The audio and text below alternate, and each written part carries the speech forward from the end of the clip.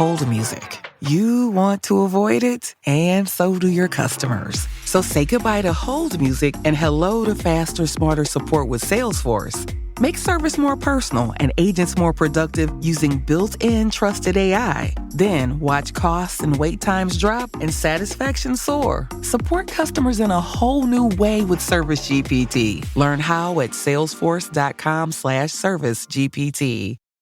I'm Steve Garrett, and I'm the host of Within the Realm.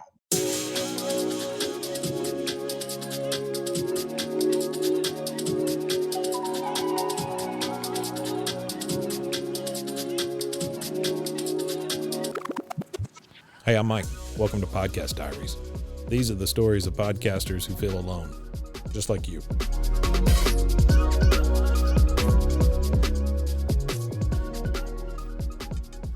Hey, Steve, how are you today? I'm doing excellent. I'm glad to be out of the cold. That's great. So you said that you're Kansas City, Oklahoma area? Correct. Okay.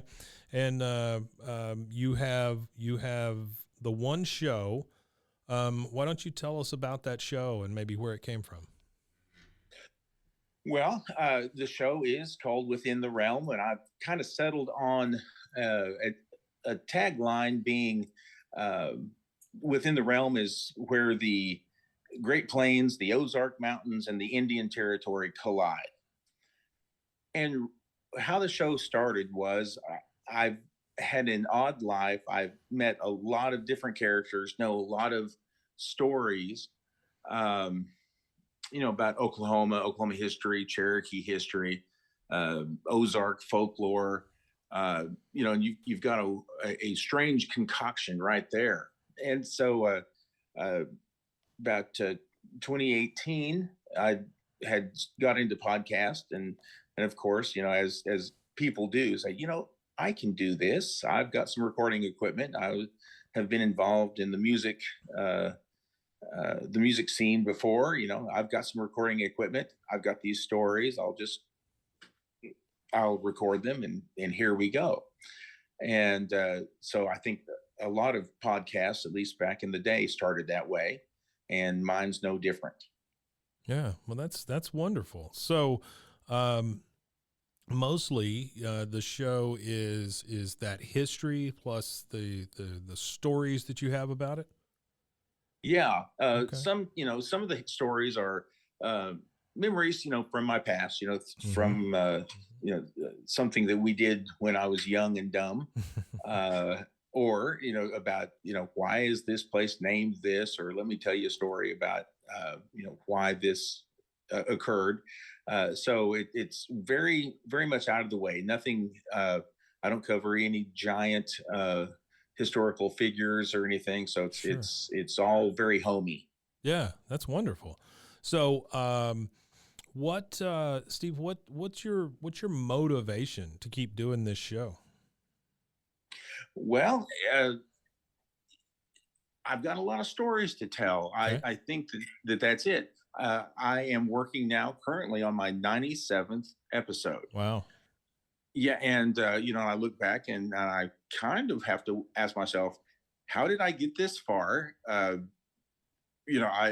can't, I can't remember, exactly, what it is that keeps me going. Yeah. Other than I've got stories to tell, Right. and they're not going to get told if I don't tell them. Sure. And I get a certain satisfaction out of the challenge of writing a story in such a way that someone would want to hear it, recording it in such a way that someone can hear it, and then seasoning it with sound effects or music or that sort of thing, so it makes it entertaining to the ears. Yeah. So so the motivation for me is pretty internal. I'm still trying to convince myself that I can do this thing. And every once in a while, I'll go back and listen to an episode from 2018 or 2019.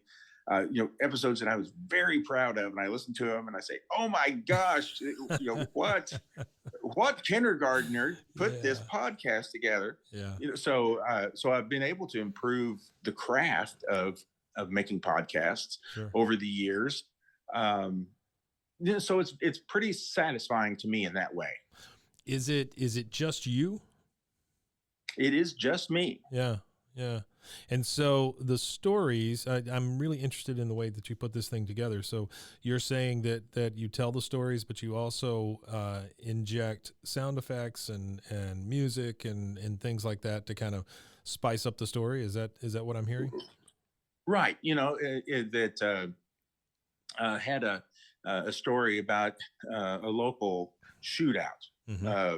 here, and it didn't. So I was able to find some sound effects of a horse hooves, on the trail, and a gunshot at the appropriate time in the story. Yeah. And just which leads the listener, to be able to kind of feel the Mm-hmm. story. Mm-hmm. Mm-hmm. And and finding those sound effects and figuring out how to make it not hokey. Yeah. Is Yeah. what I would Yeah. say. No, I get it. I get it. Yeah. Yeah. There And is a fine line there, right? yeah, there is a fine line, and sometimes I don't make it across. But again, it's about the challenge, and Sure. sometimes I've gone back and taken a podcast I thought was pretty good, and as I've gotten better, I've cleaned it up a little bit and Mm-hmm. and made it better, just so that I know that I'm putting out the best that I can. Yeah. Yeah. That is that's admirable, and to have done it since 2018, that is amazing. I mean, Yeah. that's quite a bit. Well, yeah. I look back and I wonder, why I get tired of a lot of hobbies and that sort of thing. So I don't know why this one stuck. Yeah, yeah. That is one thing that I've heard from several people, and I've done several of these now, and talked to people all over the world. Um, the deadlines and the value and the motivation is all intrinsic. It's all inside them. Mm-hmm. There's nobody like, oh, you got to have it out by Friday at noon or whatever. There's no editor. There's no person, pounding the table and saying it has to be by now or you're fired kind of thing. It's all ourselves, tying ourselves to these deadlines and coming up with these pressures that we put on ourselves. How do you handle that? Do you come out with an episode weekly, monthly, whenever? How I shoot for bi-weekly. Okay. And over the course of the last many years, I've not always hit that, Mm-hmm. but here in the last year to year and a half, I've been hitting it pretty well. Yeah. Part of that is that early on, editing a podcast and putting a podcast together, from coming up with the idea to hitting publish, for the RSS feed, Mm-hmm. Used to be quite a wrestling match. Yes, sir. And the one thing that I would say, I listen to other podcasters complain. Apparently, they really hate the editing process, and I really love the editing process. Really? Wow. Yes. So that must be the secret sauce that keeps me in the seat where others, might get really tired of it. Yeah. But yeah. But I love the editing process, and you're the first one that said that. So yeah, okay, that's great. Mike, I'm a weird guy, so I already know that. But as I've been able to get more familiar with everything, even uploading the episode to the internet. Right. Gosh, I remember a year ago, it was like, oh, please, someone just beat me to death. Yeah. Rather than do this. And, now I've got it down. I can do it in 5 minutes. Sure. And, so, and again, that it's that process, that I, I can't keep track of it mentally as it's happening, but I can go back and look and go, wow, things are a lot different, a lot smoother. I'm in more in command of Yeah. what it is that I'm doing. Yeah. It takes me 5 years, but but here we go. That's okay. That's okay. You got there.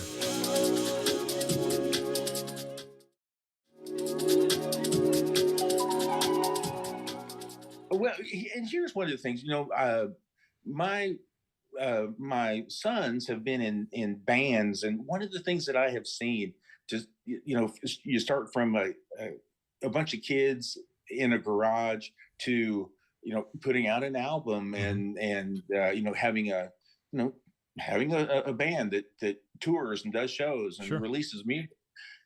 There's a magic time in there, and if you can last 3 years, 4 years, something happens, and I've noticed that because podcasting is a creative element, and incorporates a lot of those uh, same characteristics that music has, that you've got to stay in the game, and eventually, one day you'll look back and you go, oh my gosh, I'm a podcaster now. And that's one of the things I've seen, is that you really have to stick it out, and it does need to come from inside. That is a big part of it. I've gone over that with a few folks. If you just continue to do it, you're going to outlast like 80% of them, and you'll still be out there. You'll still be putting stuff out, and your people will find you as far as the show goes. So, we were talking about you enjoy the editing process, and you can do it in your sleep now at this point. And so what equipment, what host do you use? What software do you use? What's your setup like? Well, now, and Mike, I'm going to, preface all this with, I am cheap, and part of the pride that I take in is that this cost me actually, over the course of the last 5 years, I've spent $12 actual dollars on podcasts. No, that's not true. But I use Audacity for recording. Sure. And I am on my hosting service is Libsyn. Okay. And I do have a website. I have a WordPress website that I use. Whatever the fee that goes along with those. Sure. A lot of the mics that I have are, and that's part of the thing, is I'm not a big gear guy. Yeah. I've got this, got your standard Shure mic, that I use. I got a condenser mic on my studio at the house, a Behringer condenser mic, and and so I just find something that works for me, and then for the past couple of Christmases, because people have figured out that I'm a podcaster, I've got some equipment. I've got a mixing board that helps, and I use about one channel. So that's okay. So I learn what I need to learn, and then that's it. Yeah. I do some remote interviews and that sort of thing, and I have a Zoom P4. Okay. And which is super handy. Yeah. And so it helps me get out there and get when I can do an interview, I like to have someone else's voice besides mine. Sure. And so that helps me do that. Okay. That's a very simple setup, and that's wonderful. I think it's really cool that as we go through this process of creating media or podcasts or whatever, that we learn what we work best with, and we're able to kind of boil it down to these 5 things or these 6 things, Right. When we first start on a lot of these things, we're just like, oh my gosh, it's so overwhelming. I need this and this and this and this. Well, maybe you don't, maybe not for your show. For your show, maybe you just need a mic and someplace to upload it. That's all it could be. So that's really great. Well, Mike, and one of the things, I grew up in a poor part of the country, and Mm-hmm. we always didn't have something, and Sure. again, I was a young musician, and I had a cheap secondhand guitar, and Mm-hmm. it's like, well, if I'm gonna do this thing, I can start right now with this thing that I've got, Yeah. and it's not ideal, but I don't know when the ideal moment is going to be, Mm-hmm. so might as well start right now. And I Yeah. think that's one of the bits of advice you see it in all sorts of things. Just uh, the time will never be right, Mm-hmm. so Mm-hmm. go ahead and start now. And yeah, and it's you learn that's part of the process. It's a little bit again like that those kids in the garage playing.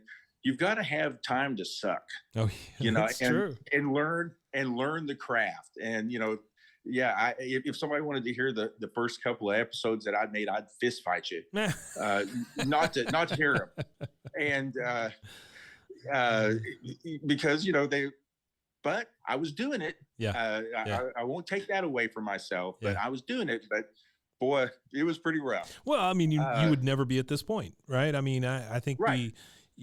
I used to teach, and one of the things I would always teach my kids, because a lot of our stuff was hands on. You learn more from failure than you learn from success. I mean, if we were just overnight successes with this thing, we'd probably fizzle out pretty quickly. Right. Failure's a great teacher, and It is. failure doesn't have to be like total devastating failure. I mean, it could be you just don't have the right screw or whatever, I mean, Right. but it's going to teach you next time, have a pile of screws, or it's a bad example, but you understand what I'm saying. Right. Right. So that's really great advice. I think one of the other things we teach here is whenever we're starting a new show or somebody comes to us, it's consistency, and to just be consistent about the things that you do, and the way that you do your show, I think is a big deal as well. I am super excited to go listen to your show now because of sound effects, stories, music, all of that kind of stuff weaved together. I love that sort of thing. And well, and yeah, it becomes kind of, I don't want to say this, it sounds pretentious. It's a work of art, Yeah. Yeah. such as it is. But one bit of advice about that motivation, Mhm. this is something that my grandparents taught me is, you don't look at the other guy and go, boy, if I Yeah. just had all that, Yeah. if I could do that, I would be great. And he's doing his thing, and you do your thing. That's right. And so I'm a kid from the Ozarks with these stories from the Ozarks, and if I try to be too horribly witty and urbane and Yeah. that sort of thing, that's not who I am. Yeah. And Yeah. and so, and not everybody wants to hear a hillbilly from out here in the country tell these stories. It's not for everybody, Yeah. and that's fine. I'm not talking to those people, but there's other people that do, and I've never been good at being anybody else, so might as well go with who you are, and I think that helps with the motivation, because that's just one less front you have to keep up. Yeah. Yeah. That's a great piece of advice, Steve. I think that podcast in a small way harken back to, cave days and stuff. You start the fire and people would sit around and tell the stories. Well, if you don't like my story, that's fine. That's fine. There's another caveman over there who's got a story and another fire. Go. I love the mental image there, Mike, of the podcasts are the cave paintings of the day. That's right. That's exactly what they are. Yeah. Yeah. If you don't like mine, there's another one right down the road, go look at that one. So, Steve, so one last question, and then I'll get you out of here. I know you've got plenty of stuff to do. So with your show going on since 2018, with the way that you've grown over this time and developed your show, what do you see as success for your show and for you? And it changes as the possibilities change. Mm-hmm. Success to me is still intrinsic. Mm-hmm. Success is me coming up with a story that I feel is good enough to put out in front of people. Yeah. And then once I get that done, then the number of people that listen to it is kind of interesting. It's like, it's nice to see, there's always that growth by word of mouth. And it's like, oh, people are talking about me. It's great. That's a big deal. Yeah, it's a big deal. But it's by the audience and the opportunities that come from people hearing and enjoying what I do. Sure. But mostly success is being able to every 2 weeks have something worth saying, and knowing that people will enjoy it. So that's what I'd say. That's what success is to me. That's a great answer. It's a great answer. And you know what you didn't mention at one point? Money. You didn't say, I'm doing this for the money. I'm doing this to be famous. I'm doing this for that. Well, I've made a little money. Yeah. I have been able to, sell some spots. That's but great. if I was dependent on this to pay the rent, that ain't happening. Yeah, so. I get it. Well, Steve, it has been wonderful talking to you and meeting you. And I think one of the great things about a show like this is you and I probably never would have run across each other in the regular world. And so podcasting, if nothing else, brought us together just for a few minutes so that we could meet and talk. And I really appreciate you putting the time aside. Hey, I appreciate you giving me this opportunity, and it's been a pleasure talking to you, Mike. Thank you, sir. One more time, give me your name and the name of your show and maybe where people can find you. The name of the show is Within the Realm, and I'm Steve Garrett. All right. Steve, it's been great. All right, bud. We'll talk to you later. All right, we'll see you. All right. Check out more Podcast Diaries and plenty of other shows at roguemedianetwork.com. If you have a story to tell, reach out to us. info@roguemedianetwork.com. This has been a Rogue Media Network production.